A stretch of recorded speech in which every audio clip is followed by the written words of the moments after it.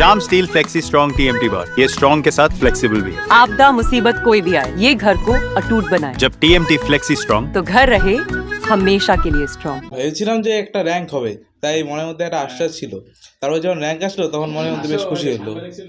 কত র্যাঙ্ক আসে? 8 8 কত পেয়েছি? হ্যাঁ 6 8 তো 6 8 688 688 হ্যাঁ। কোন স্কুল থেকে? Tufanganj NM high school. কিভাবে পড়াশোনাটা করেছিলেন যদি বলেন? রোজের পর রোজ করেছিলাম, মানে কত ঘন্টা করে?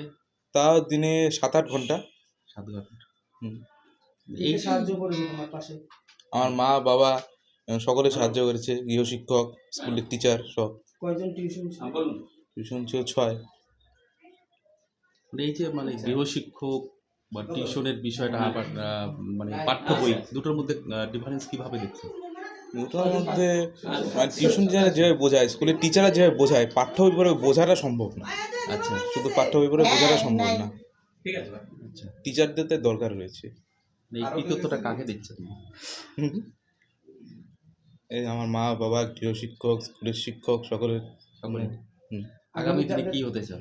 আগামী দিনে বড় হয়ে ইঞ্জিনিয়ার হতে চাই। আগামীতে যারা মাধ্যমিক দিবে তাদের কিভাবে প্রস্তুতি নিতে হবে? আগামী দিনে যারা দেবে তাই বলছি যে রোজের পড়া রোজ করতে, এবং স্কুলের যে বই আছে এবং টেক্সট বই আছে তাদেরকে বেশি করে ফলো করতে। কোন স্কুলের student? Tufanganj Nripendra Narayan memorial high স্কুলে। একটু নামটা বলা অনির্বাণ দেবনাথ। ये स्टाइल का मामला है। रूपा फ्रंटलाइन।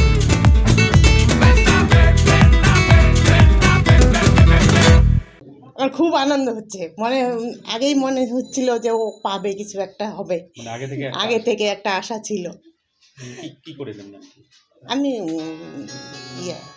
House wife. মানে বাড়ির কাজ সামনে ছেলেকে দেখাশোনা, এটা কি? হ্যাঁ, ছেলেকে সেরকম অত দেখাশোনা করতে হতো না, ও নিজের পড়া নিজেই করতো, একাই করতো। আচ্ছা। সময় মতো খালি খাওয়া দাওয়াটা এটাই দিতাম। পড়ার ব্যাপারে শাসন ওই বলতে হতো একটু যে পর, কিন্তু ও নিজেরটা নিজেই করতো। আচ্ছা। আর ওর বাবা ছিল, ওর বাবা দেখতো। একটু নামটা বলবেন? মনিকা দেবনাথ।